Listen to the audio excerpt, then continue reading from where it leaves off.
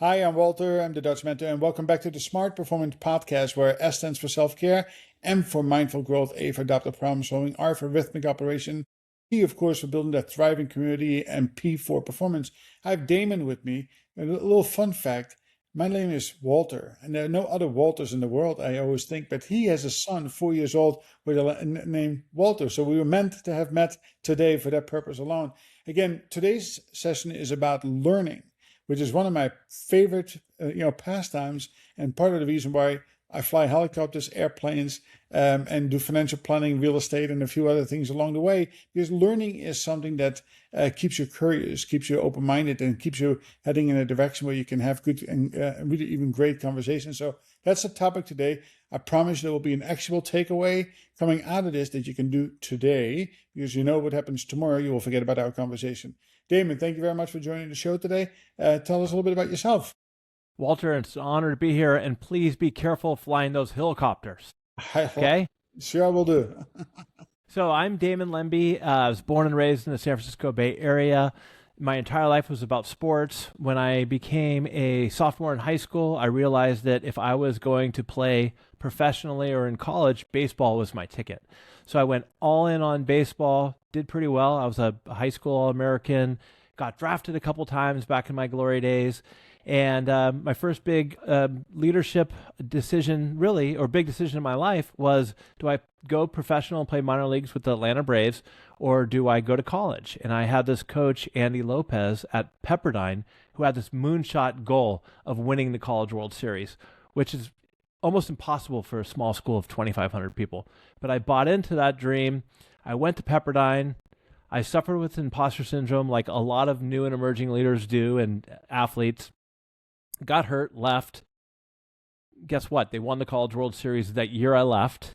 Ended up playing at Arizona State, hit a home run in the College World Series. Was getting ready to be drafted for the third time. I got drafted by the Yankees as well, out by you.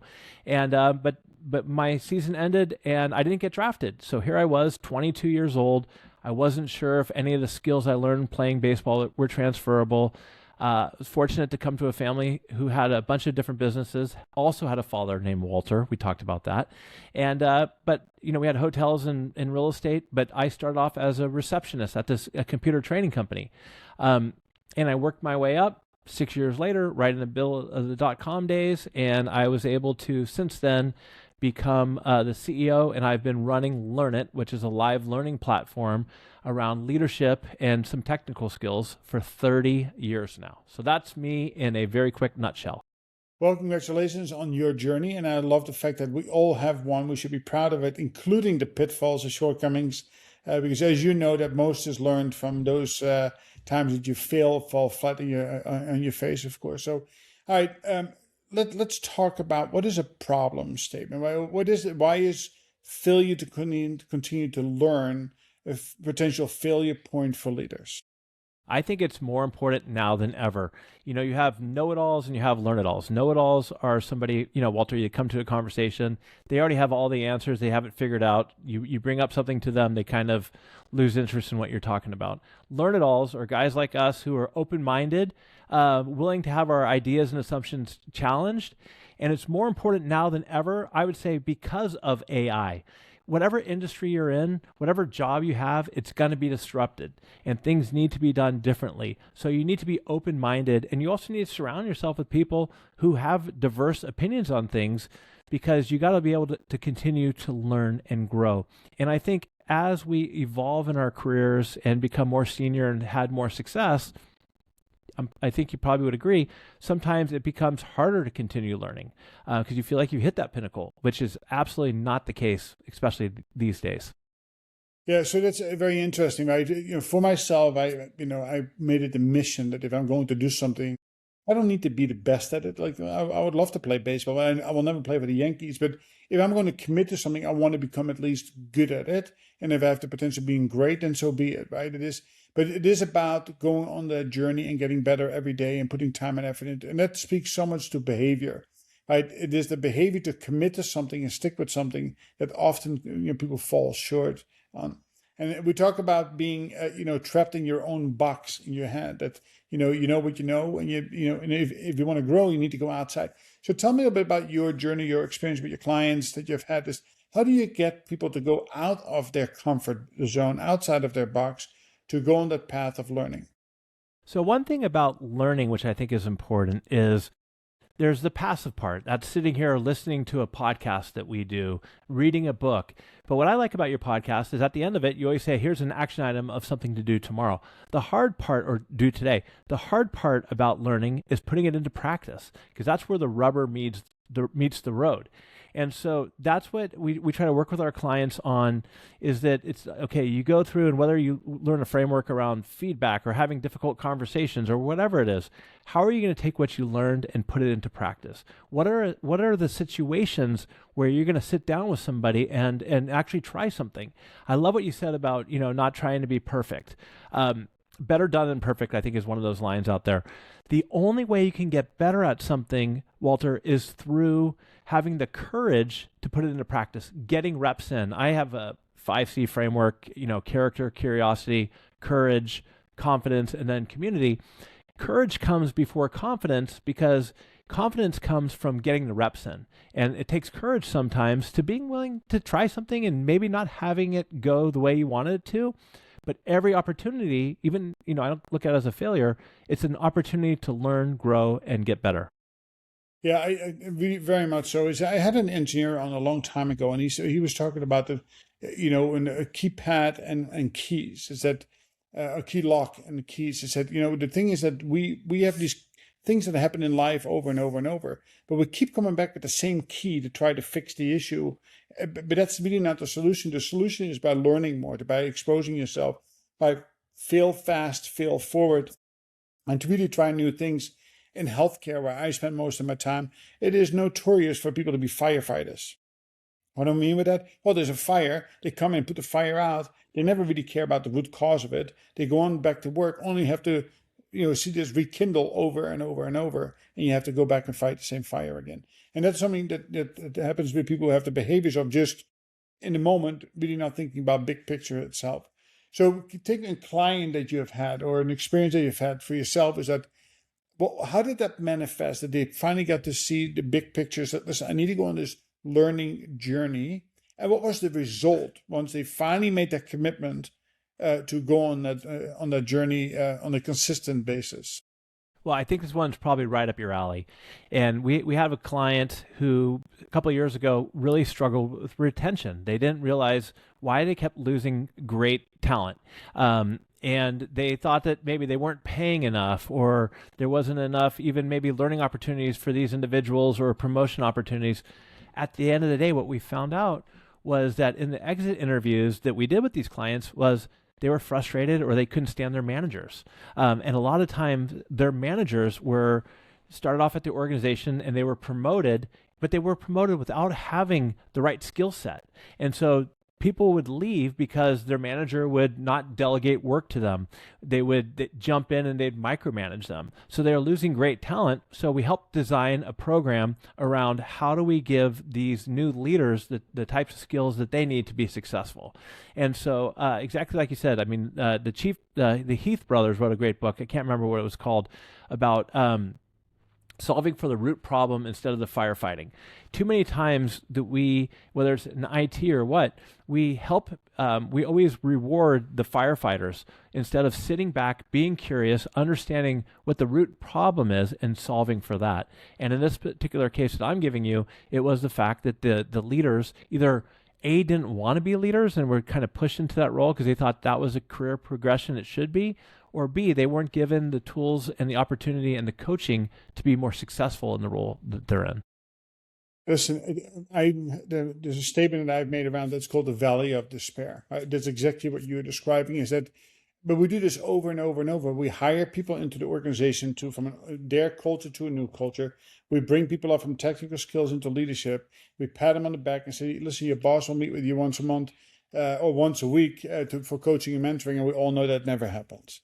And what happens after 6 months, yes, there will be a small group of people who will really accelerate and they figure it out, and maybe even they have a little help from the outside. Most people are not going to be thriving through that period of time and really struggling and even questioning, why did I take this role, right? Because they never really see the joy of leadership, because all they do is continue to do, right? And leading and doing are two very, very different things from themselves. So tell me a bit about your process to get people, once they understand that there's a problem, once they say this, I'm willing to make a time commitment into it. What path do you take? So make these actionable for the audience. What can the audience do today and then tomorrow to have successive, action items that leads them to a better future? Well, let's stick with the learning journey that we talked about, and curiosity, because I think a lot of this comes back to curiosity.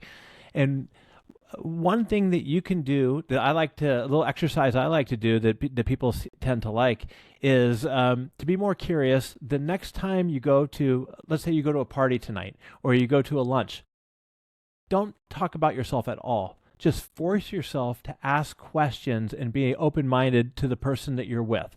If somebody asks you a question about you, sure, answer it, but stay in the zone of active listening and being curious. And talking about building muscles when it comes to learning, you have to be more curious. And as a leader, that is super critical. So that's one thing you could do today, at lunch or at dinner or the next time you go to an event.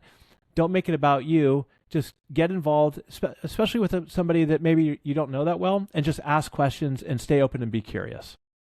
I love it. It's less is more in that sense. So the joke is this, right? As a pilot, as other profession, so how long does it take a pilot to tell a new group of friends that they're a pilot, right? It is that but the whole premise behind it is to not make it about you. And then I love the fact that, we tell people to go to networking events.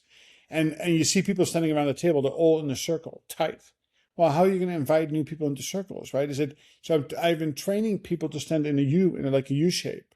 Is that open, leave one side open, so when you have the new person coming into the room who already feels like an imposter being there, at least invite them into the conversation. And of course, if you're the one who wants to go into that, stand there and listen.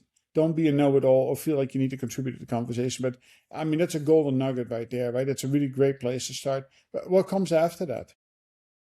What comes after that, I would say, is especially let's say that you're leading a team or you're the owner of a small business and you meet with people in your organization and you're open to their ideas. Okay, and so you hear what they have to say. Now, whether or not you actually implement those ideas, at least get back to them and tell them, hey, you know what, this is what I learned from you, and this is something that we can do differently or better next time. Same thing happens with feedback, right? There's a lot of people who are saying it's great to be able to give feedback. I think what's most important is to be able to receive feedback. So as a leader out there, find an opportunity, set up a safe space for somebody and extract feedback from them. Ask them questions, meet them where they're at, and just be curious. Again, I think feedback and receiving feedback is also a golden opportunity for learning. Yeah, I think it's critical, right? And I usually say is that, we manage what I know, right? The real me, but really what we need to learn is the perception of me, right? Because that's often very self-awareness. Yes, and it is so critically important of that loop of continuous learning, and by doing, asking for feedback, what am I really, really good at, but also what are my blind spots, right? And once you hear 2, 3, 4 times the same thing, then you get to know the things that you need to either leverage as a strength or the things you need to try to overcome as a potential blind spot. So that's really, really powerful. Here, I got a tip on that for your listeners. Let's say that somebody who reports to you, and maybe they're not open to giving feedback, or maybe they're a little nervous. One of the ways that I like to do it is say, hey, can you review this report for me? I'm not sure I love this section about it. So be vulnerable enough to point out something that maybe isn't your best work. So that way they have an open door to feeling more open to giving you feedback. I love that. It's a great idea. And being vulnerable as a leader is really, really important, right? It is that's the same thing as when you walk into a meeting, the leader should not make the decision first. They should make the decision last, because the second you have said your piece, always go last. Half the room will come along with you. They don't, even if their opinion is completely different from that, but it kills creativity and the ability for people to speak up. Listen, this is really, really great stuff. So give me in a minute or two what it is that you do at Learn It. Learn it's a live learning platform. We do in-person and Zoom classes, and customers turn to us when they are moving people from an individual contributor to a new manager role, and they're frustrated or they need different skill sets. We also do a lot of work these days on helping organizations adopt AI, not just necessarily build tools in Claude or ChatGPT, but how do we help them enhance the skills that are most important for humans these days around judgment, around awareness, whatever it is. So that's typically what we do with our customers at Learn It. Okay. And where can people find you? I would say the best place to find me is connect with me on LinkedIn, Damon Lembi on LinkedIn. I've got a podcast called the Learn It All Podcast. Walter would love to get you on it. And I love that. Can't be a better learner than that, than having your own podcast. And I got a book called The Learn It All Leader, which is on Amazon and everywhere else. Okay, very good. Well, listen, now is the moment. I want you to come up with a closing thought or a closing statement or something that is actionable for the people that are still hanging on. Go for it. Give us your best. A closing thought I always like to say is great leaders aren't born or made, they're always in the making. All right. Sure, you're born with some skills, but at the end of the day, there's always room to grow and improve. So keep that in mind. Listen, there's no truer word spoken than that, so that's really good. So because we have a couple minutes left, I want to go back and just we could touch a little base, but it's outside the topic, but it is relevant on the AI journey. So what do you think are the two things that somebody who is listening to this, who has not taken a minute more than just using ChatGPT, what should they do, and where can they get the best information, something that they can watch tonight to have a material impact on their future? I would say, if you're not leaning into AI, you have to start now. You can't keep your head in the sand. Please don't do that. It's here to stay. It's only going to get better. And there's still a lot of reasons why the humans are so important. Some of my favorite people I follow around AI are Ali Miller. She's a great one. That's you could watch some of her work. I've got a couple of podcasts where we talk about the predictions of what's going on, what's going to happen with AI. But what I recommend you do is just pull up ChatGPT or Claude and start asking it questions. I mean, I don't just use ChatGPT or Claude, to write better emails, but I'll have it say something like, I want you to be a new and emerging leader and share with me the top 5 things that are most challenging right now. And share with it some examples of things that you're struggling on. So make it more of a thought partner.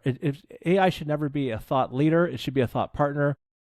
If you want a great book, check out AI Driven Leader by Jeff Woods. I think he was actually a guest on my podcast, but that's a great book for us non-technical people as well. So those are a couple of resources right there. My advice is just get out and use it. It's here to stay. And last thing I'll say about it, when something comes up and you want to solve a problem, you want to fix a process, instead of just trying to go in for the solution, think about how can I make this better leveraging AI? And go from there, because you'll be shocked, like you and I were talking about beforehand, how great AI can be to create things that you originally thought might even be impossible, but aren't possible now. Yeah, I think the key is having a curiosity, mindset, go away from what you know and really start exploring. I learned most about it in my long rides from the Adirondacks back to New York City. 3.5 hours, I would open it up and I'd discuss business plans. I'd discuss my flying journey. And it is really a lot of fun going back. It takes a little bit of patience. Sometimes they interrupt you, but the more they get to know you, the better the responses you get. And they can challenge you, right? There's no judgment. Absolutely. They'll ask really tough questions. So, and Damon, thank you very much for joining me on the show today. It was really, really good. And to the audience, go to thedutchmentor.com. You will find real tools driven by AI that are going to be invaluable to you. From a companion on making sure that your mood is right, to finding the right scholarships, no matter where you are on your journey, find the money to help you go and continue to learn. It is so important, called AIM Scholar. And then it is about, finding your path forward. And that really needs to be, rooted into the SMART methodology, just like I'm talking about here. It's about making sure that you grab the bull by the horns and you take daily actions and hold yourself accountable. If you don't do that, I promise you by Monday morning, you have forgotten about this conversation. So take a meaningful action today. Damon, thank you very much for showing up today. Thank you. And being value adding. I'll talk to you soon. See you soon.